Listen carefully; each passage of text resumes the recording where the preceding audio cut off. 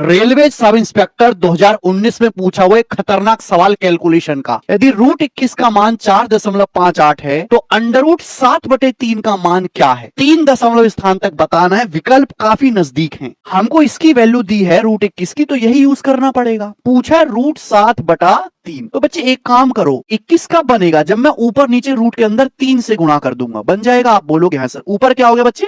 Root 21। Root 21 का मान 4.58 दिया है, नीचे हो गया जी 3 3 9, 9 का अंडर रूट 3 आ जाएगा। देखो हो गया ना सॉल्व, केवल डिवाइड करना है। 3 एकम 3, 1 बच जाएगा, 3 पंजे 15, फिर 3 दूनी 6, फिर 2 बच जाएगा, दशमलव 0 बढ़ा लेंगे, 3 सत्ते 21 लगभग जाएगा, तो 1.52666 आएगा, जिसे मैं बोल सकता हूं 1.527। ए ऑप्शन इसका ठीक आंसर होगा। एक मैं आपसे पूछूंगा, ऐसा ही है, एनटीपीसी 2021 का सही करके बताएंगे। रेलवे ग्रुप डी के इस सवाल से दिमाग हिल जाएगा। बात इतनी सी है, 891 का वर्ग और 892 के वर्ग के बीच कितने पूर्णांक इंटीजर आते हैं? बताओ बेटा, पहले कंसेप्ट सीखो। हम आपसे पूछें कि 5 से 9 के बीच कितनी संख्याएं, तो 5 9 के बीच आता है 6 7 8, 3 संख्याएं आती हैं। कैसे पता लगाओगे? सबसे लास्ट में से पहले वाले को घटाओ, 9 - 5 तो 4 होता है, इससे एक कम करना पड़ेगा 3। ऐसे ही यहां पर इन दोनों के बीच कितने पूर्णांक होंगे? तो 892 स्क्वायर में से 891 स्क्वायर आपको घटाना पड़ेगा, लेकिन एक कम आता है मेरे दोस्त, एक माइनस भी करना पड़ेगा। अब आप जानते हैं कि ये ए स्क्वायर माइनस बी स्क्वायर बन गया। एलजेब्रा ए प्लस बी ए माइनस बी, ए प्लस बी करूंगा तो 2 और 1 3, 9 9 18 का 8 हासिल 1, 9 8 17 1783 इंटू ए माइनस बी क्या आ जाएगा 1, और इसमें से 1 घटाएंगे तो 1782 संख्याएं इन दोनों वर्गों के बीच में। गजब का सवाल बेटा, ग्रुप डी में पूछा गया था, हल्के में नहीं लेना वरना ऐसे सवालों को। रेलवे कुछ ऐसे सवाल पूछता है जो वाकई में बहुत आसान होते हैं, लेकिन बच्चे फिर भी उनको एग्जाम में बार बार गलत करके आते हैं। जैसे एक सवाल मैं पूछूंगा दशमलव का बड़ा छोटा, 0.225 और 0.227 के बीच कितनी दशमलव संख्याएं पाई जा सकती हैं? बच्चे फटाक से कहेंगे सर 0.226 1, नहीं बेटे अनंत। इनके बीच में कितनी भी दशमलव संख्या बना लो, जैसे मैं आपके सामने 0.1 और 0.2 भी ले लूं, इनके बीच में इनफाइनाइट दशमलव संख्याएं हैं। है भाई, आप 0.101 बना लो, 0.1001 बना लो, 0.1000001 बना लो, 0.100000001 बना लो, ऐसे तो कितनी बना लो, कोई अंत थोड़ा ना, ये रहेंगी तो सब 0.1 और 0.2 के बीच में, यानी कि इन दोनों के बीच में इनफाइनाइट डेसिमल, दो अलग अलग डेसिमल संख्याओं के बीच में अनंत डेसिमल संख्याएं होती हैं। रेलवे के जितने भी एग्जाम हुए सभी में ये सीरीज पूछी गई है। 1 2 3 फिर 31 तक गए हैं, फिर वापस आ गए 30 29 1 पर। ये सवाल है एनटीपीसी 2021 का। ऐसे किसी भी सवाल का आंसर आप बता सकते हो कि हम 1 से लेके कहां तक चढ़े, 31 तक, फिर वापस उतर गए, तो आंसर जो होगा वो 31 का वर्ग आएगा हमेशा। 31 का स्क्वायर यानी कि 961। कैसे? बड़ी बात को छोटा करके देखो, 1 से 2 पे गए, फिर 2 से वापस 1 पे आ गए, कितना आएगा बेटा जोड़ के? 4। 4 क्या होता है? 2 का स्क्वायर, बीच वाली संख्या का। अगर मैं 1 से लेके 3 तक जाता हूं, फिर वापस आ जाता हूं, 3 2 1 जोड़ के कितना आएगा बेटा? 3 3 6 3 9 आएगा। 9 क्या होता है? 3 का स्क्वायर। तो हमने ऑब्जर्व किया कि हमेशा बीच वाली संख्या का स्क्वायर आ रहा है,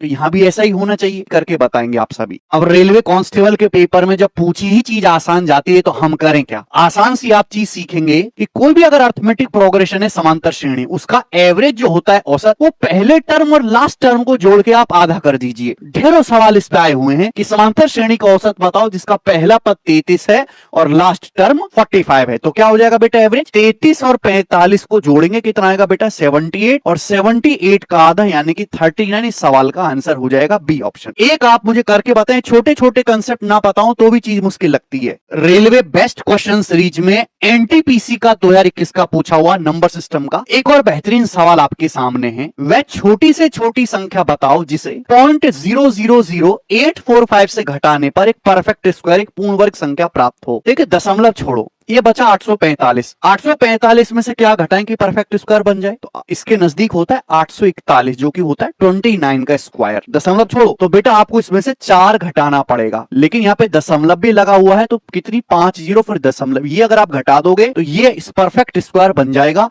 तो सवाल का जो आंसर होगा ना मेरे दोस्तों, वो ए ऑप्शन आ जाएगा। ये वाला आप मुझे करके बताएंगे। यही वो सवाल है आपके सामने जो रेलवे के पेपर में आज तक सबसे ज्यादा पूछा गया है। एनटीपीसी 2021 का क्वेश्चन, किसी संख्या को 280 से भाग देने पर शेषफल 73 आता है, उसी संख्या को सेम नंबर को 35 से भाग दिया जाए तो शेषफल क्या होगा। जैसे कोई संख्या n है, जब हम किसी संख्या को 280 से भाग देते हैं तो भाग करने पर जो रिमाइंडर आता है वो 73 आता है। सेम इसी संख्या को अगर हम 35 से भाग देंगे तो क्या शेषफल आएगा। ऐसे क्वेश्चन में बस आपको चेक करना है कि 280 का बच्चा यानी कि फैक्टर है 35, तो आप कहोगे सर 35 अट्ठे 280 होता है। हाँ जी, तो आपको कुछ भी नहीं करना मेरे दोस्तों, इस 73 को भाग दे दो 35 से, 35 दूनी 70 चला जाएगा, क्या बचेगा 3 बचेगा, और 3 ही इस क्वेश्चन का सही आंसर हो जाएगा, ए ऑप्शन। ये पुलिस के पेपर में भी बहुत ज्यादा आता है। क्वेश्चन बताएंगे आरपीएफ सब इंस्पेक्टर का सेम कंसेप्ट पर। रेलवे बेस्ट क्वेश्चन सीरीज में अब तक का सबसे आसान क्वेश्चन और रेलवे के सबसे फेवरेट टॉपिक नंबर सिस्टम से।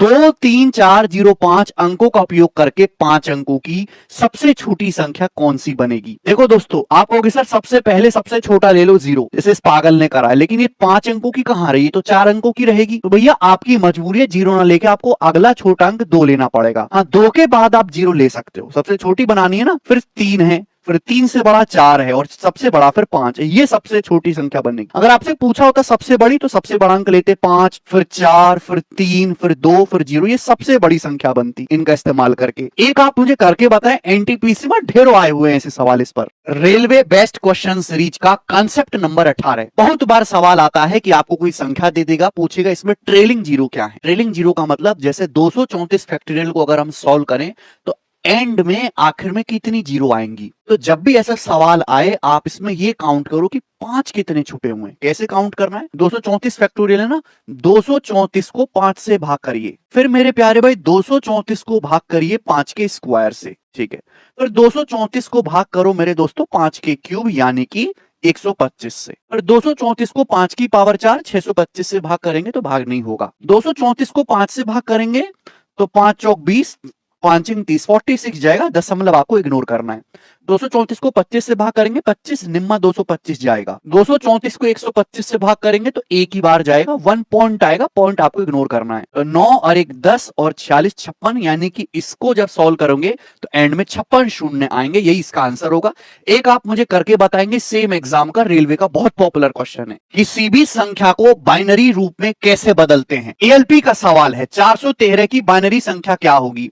तो 2 से भाग देना शुरू करिए, 413 को 2 से भाग देंगे 206 बार जाएगा, शेषफल बचेगा 1। 2 से 206 को फिर से भाग देंगे 103 बार जाएगा, शेषफल बचेगा 0। फिर 2 से 103 को भाग देंगे तो 2 पंजे 10, 2 एकम 2, क्या बचेगा शेषफल 1। 2 से 51 को भाग देंगे 25 बार जाएगा, शेषफल बचेगा 1। 2 से 25 को भाग देंगे 12 बार जाएगा, शेषफल बचेगा 1। 2 से 12 को भाग देंगे 6 बार जाएगा, शेषफल बचेगा 0। 2 से 6 को भाग देंगे 3 बार जाएगा, शेषफल बचेगा 0। 2 से 3 को भाग देंगे 1 बार जाएगा, शेषफल बचेगा 1। 2 से 1 को भाग देंगे 0 बार जाएगा, शेषफल बचेगा 1। हमने भाग दिया, अब उल्टा आपको लिखना है, उल्टा 11 00 111 01, 11 00 111 01, यानी कि डी ऑप्शन इसका आंसर है। मैं आपसे पूछूं कि 777 की बाइनरी फॉर्म क्या होगी, मुझे कमेंट्स में सभी बच्चे करके बताएं।